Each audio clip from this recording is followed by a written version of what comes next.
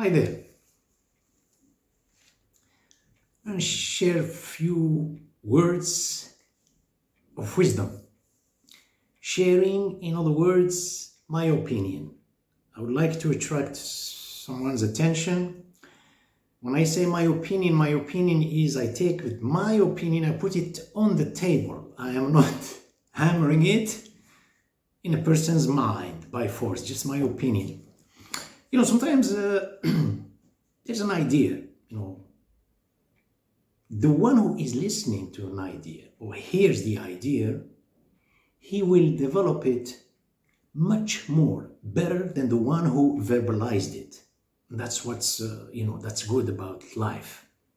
We don't know. Sometimes a person is looking for an idea all his life or struggling with an idea or something, wisdom, and then he hears something, say, my God, this is what I was looking for. He will develop it much better than the one who probably verbalized it. This is what it is about, sharing. I would like to speak about some dimensions about the brain. The mind, there are 3 dimensions. I'm going to mention them later, a few minutes. Theo-ethical dimension, psycho-ethical dimension, and psycho-ethical and socio-ethical dimension. Before I get to that, I'd like to speak about what is science. I mean, a science that is something is the illumination of the universe, of our brains, yet science, but the scientist, the scientist is a kind of like creating paralysis, obstacles. There is something I would like to mention about this. Another point is about the mockery of the world. And then get to my point. They say few years ago, in astrophysics, astronomy, they spoke about galaxies and the number of galaxies, I don't know, maybe a decade. They said the number of galaxies in the universe, the galaxies is 200 billion. Look at that. They say 200 billion galaxies. Myself, in parallel to that, I was doing some research in that. I mean, it's just like looking, the synapses in our brain, the same thing. They were saying about there are billions, 200 or maybe 150. It's like not the equivalent of the other one.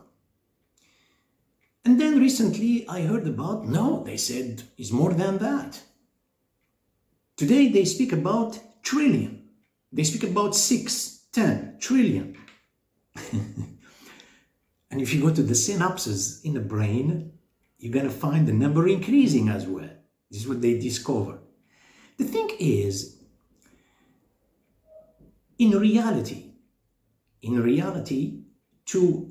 the scientist is looking how to grasp and to measure and to stop. When in fact, reality is being manifested constantly. Say, I surrender and I keep looking. No, it's 200.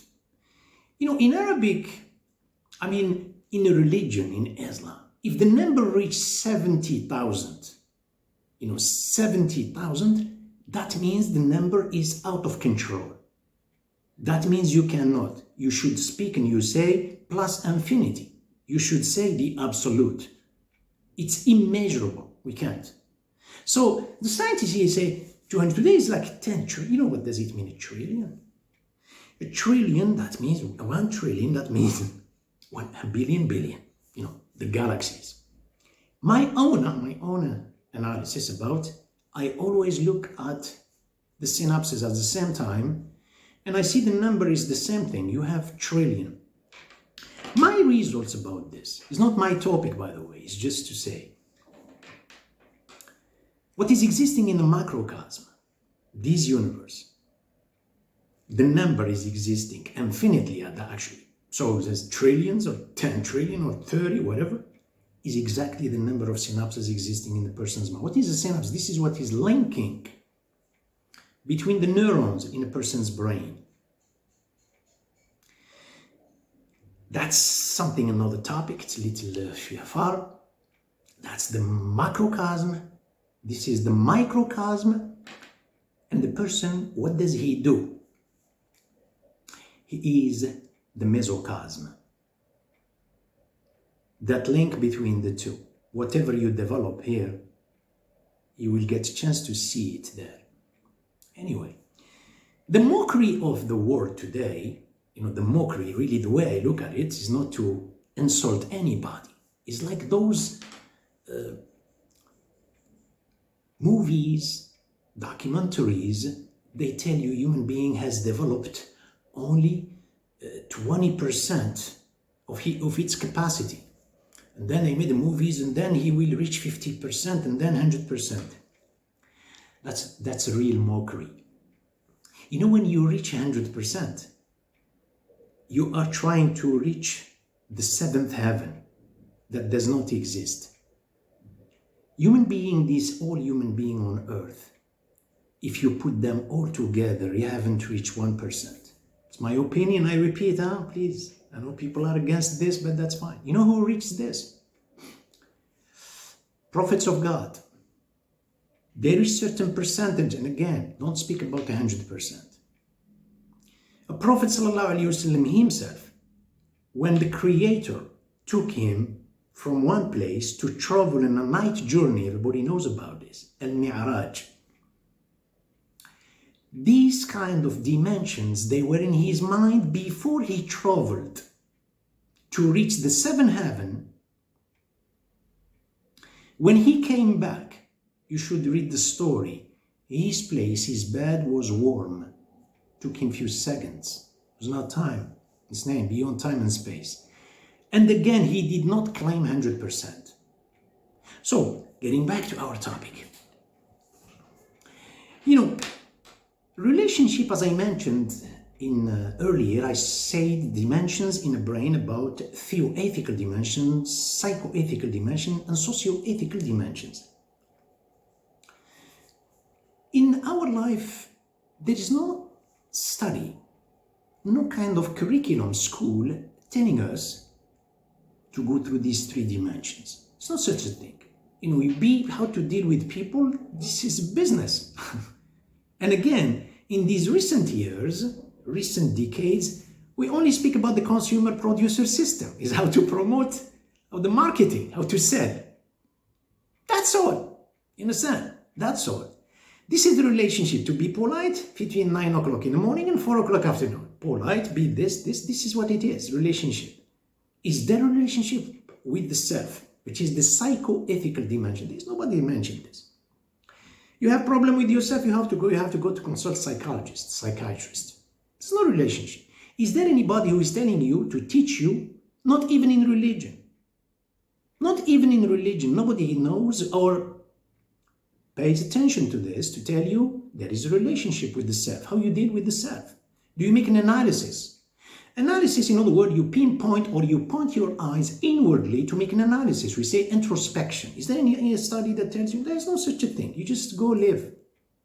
Is there anybody telling you how to deal with the sacredness of your God? Wait for the holidays. Muslims, they pray 5 times a day. There is contact with the Creator. But perhaps, maybe, it doesn't mean that others don't. But again, it's not, I should say, it's not in that kind of rank. Which one is first, second, and third? Prophet Muhammad ﷺ, he said about these 3 dimensions. He said the first dimension, he didn't say the first, second. He mentioned in one hadith, I'm going to get to it. In order for you to deal with people, are you going to deal with people from a platform, aren't you? From the self. Do you have an identity? Do you have a reference? You are identified by something. I'm not saying identity, that's like an ID, but your way, the mindset. And the mindset is subject to something. Okay, we don't know it, but it is subject to certain sacredness. That a person, no matter how, no matter who he is devoting himself sort of devotion to certain deity. It's up to you. You can fashion your own God, make a statue, and then you worship that God. A devotion, you devote yourself and you say, this is the God of the sun. This is the God of the oceans. This is the God Athena, Poseidon, Jupiter, etc. You can do this. But the thing is, the repercussion, what we leave in your emotions, the same thing, the static is the same thing you are. Your emotions are static. In other words, you cannot, even an atheist, if he said, I don't accept any God, after eliminating all the gods, he stood with the self and say, he doesn't pay attention that he is devoting himself to the self.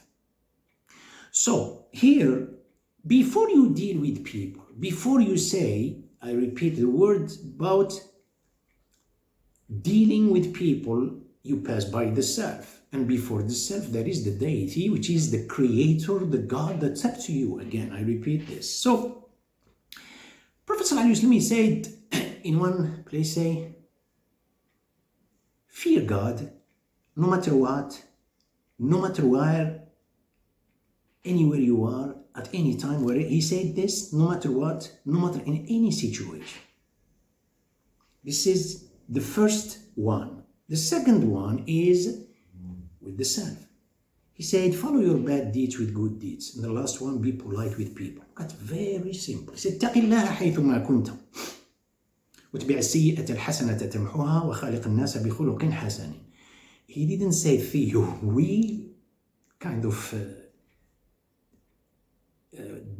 what do we have as a conclusion? This is our own analysis from this particular hadith. He said, اتق الله حيثما كنت أتبع السيئة الحسنة تمحوها وخالق الناس بخلق حسن. See, he put the socio-ethical dimension with people in a tertiary position. Primary one is with the creator. The second one is with the self, and the third one is with people. What do we get now? We leave this aside. In our life, person cannot at any second, as long as he has a presence of mind, cannot help but to be either a transmitter or a receptor. When he speaks, he is transmitting things. When he's listening, he is receiving. He is a receptor, transmitter, receptor. It cannot be the person, avoid one of them unless he is unconscious or he's sleeping under, maybe he isn't under kind of substance, whatever. We cannot attribute the time to someone who is an automaton. We know automaton in psychology is a person who is behaving without conscious awareness. So that's an automaton. So as I said, it's not. Now, which state is better? Cannot help, I'm talking, person is talking, another one is listening. But is there something is favorable, much better than the other one? Let's just give him a small example. In, what's his name? There is a philosopher who spoke about speaking and listening. He said, give a time to your twice as much as you give to your tongue or your mouth. You give 1 minute to your tongue when you speak. Give 2 minutes to your ear when you listen. This is a philosopher. I think Aristotle or Socrates, one of them, I don't know. This is what he said. Actually, the Prophet ﷺ said, the reader, the one who is reading or speaking, he is rewarded once. The one who is listening is rewarded twice. Look at the same kind of like conclusion, the same kind of, get to the same idea. If you go, for instance, let's take the case with hunting and fishing. Hunting, you go, you have a rifle, you're looking at an animal, a deer, could be a buffalo, it could be a rabbit, and you are following, and then you shut the hound. This action is, you are a transmitter. You saw the animal. And then, the second part, I'm not talking about when you're holding a rod with the hooking fish, I'm talking about when you threw the net. You threw the net is at the moment when you threw the net. You are a transmitter. You threw something. But most of the time you are waiting, you are a receptor. Look what you gain from a transmitter being a transmitter and being a receptor. A transmitter, how much did you get? Get one animal. And again, if you get a chance to shoot him. Actually, before you shot him, he was controlling your motions and your emotions. And you think like your thing is like, me, I'm the one who is controlling the action. She's not controlling anything. He's controlling me. Hey, one rabbit, oh dear. Understand? I'm not saying don't hunt. Yo, man, don't put words in my mouth. This is transmitter. Being a receptor, when you pick up the nets, what are you going to find inside? I'm not familiar I'm good at naming the fish, but shrimps, lobster, octopus, pajot, merlan, espadon. I know them in French, little in English, but a lot. Did you plan that? You didn't plan it. But being a receptor, what you gain, what you get. Look at that. We don't know in our life when to be like this, when to be like this. We need to speak, but being a listener, just a simple conversation, being a listener, you will gain a lot. Now, getting back, go to one verse. This is in the Quran. God spoke to heaven and earth, and he told heaven, they say in plural, heavens and earth, they were in a pre-existence. He said, come voluntarily and involuntarily. استوى السماء وهي دخان فقال لها وللأرض ائتيا طوعا أو كرها قالتا أتينا طائعين. How can that be? They were in a pre-existence. When you say pre-existence, it's for us. We don't know. But God doesn't see the pre-existence to wait for it. God sees the pre-existence as it is. He sees it in this world. He sees it in a cataclysm as the same thing as he sees the human being in his, before he was born. He sees him as a drop of sperm. He sees him 5 years old. He sees him an old man. He sees him in the grave. He sees him the day of judgment. There is no time restricted to God. It's about us. We are characterized by time and space, but not God. God, he's the one who created the time. He created space. So when he spoke to heaven and earth, he said, come to where? Look the way. He said, itiya. Itiya, that means to me. Come voluntarily and involuntarily. But the thing is, why should we be aware of the way God created that? Why should we know about this? This is for us. As in one point, were they listening or not? Heaven is giving the galaxies, the world in a big bang that is going on today. Galaxies are getting bigger, expansion of space. Was it listening? Were they listening, or they were in a state of passivity? For the human being, if he is in a state of passivity, in acceptance, being like a conceiver, a receptor, you will get in your life. You will generate. That's for human being, not about them. They said we come voluntarily. Look at that. Now, human's brain is shaped. When he is born, he is already subject to certain culture. That he becomes a template. A template, that's it. He is shaped that way. Now, how to render the brain in a state of a flux? He is static. How to render the brain in a state of flux? This is something is very important. This is coming from the sacredness. They say the first dimension, as I mentioned about the Theo-Ethical dimension, is how You owe this kind of devotion to the sublime, to the, to Lordship without a dimension. Here is the passivity. Here how you conceive. Here how you receive. How to be submissive. And to allow or to owe this allegiance to the Creator. This is the one that is keeping the mind in a state of flux, not static. This is the one I'm talking about, this dimension. What does it do in a person? It leaves the person in a state of flux. This is the Creator. A dimension towards the Creator.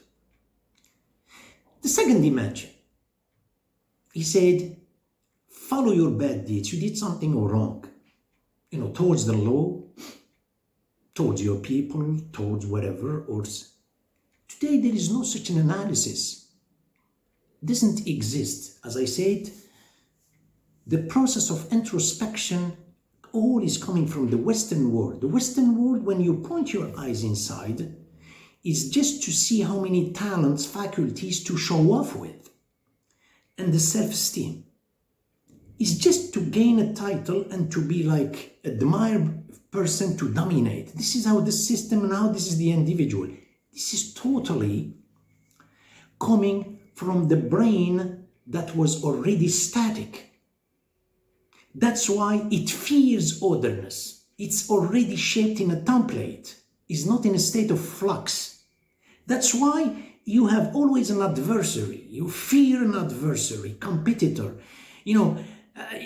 I don't think he can beat me. I don't think he can beat me. I don't think she's better than me. There's always this in our mind. Someone is whispering this.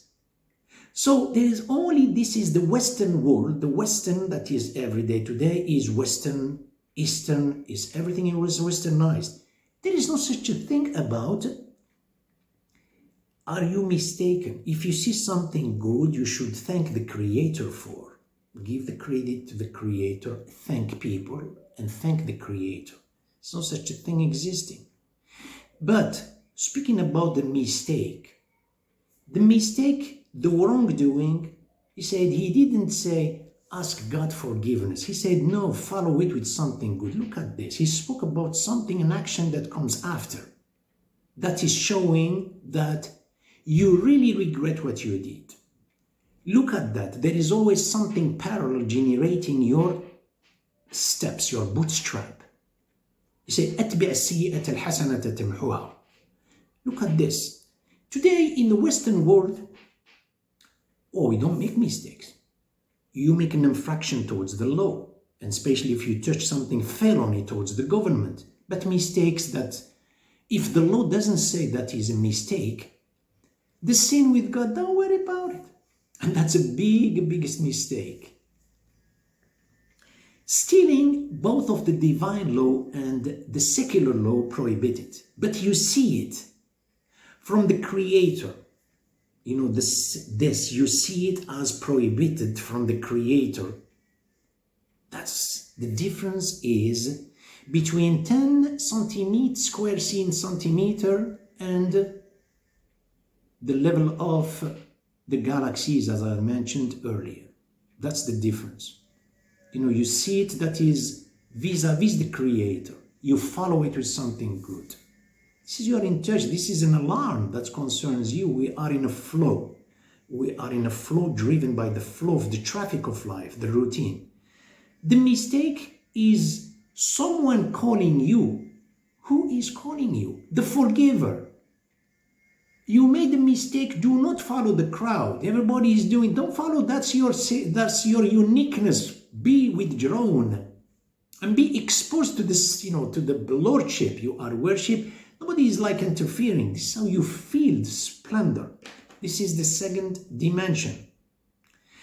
The last dimension, Prophet didn't mention anything big about it. He said, be polite to people. All the three dimensions, if you follow them, but while being passive, receptive, not transmitter, being a receptor. Look at the priority. Look at we are people, just a simple conversation. You know, you listen to the person, you give a person a chance. Just not listening. Couples, they got to the level stage of divorce just because they don't listen to each other. This one is a transmitter and offend at the same time. And this one is not a receptor at all. Nobody's listening, you know. This is, get to the divorce. There's no someone is listening. Priority, when it comes to the priority, there is a narrow space, narrow pathway, alleyway. You know, usually today, if you see it, almost everywhere.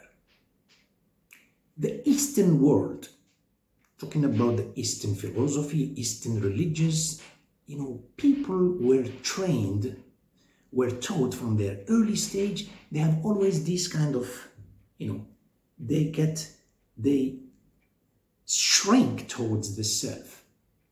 You know, they shrink towards the self to allow, to give priority to someone. Today, it's not like that. This is, they teach it in the brain. They give priority.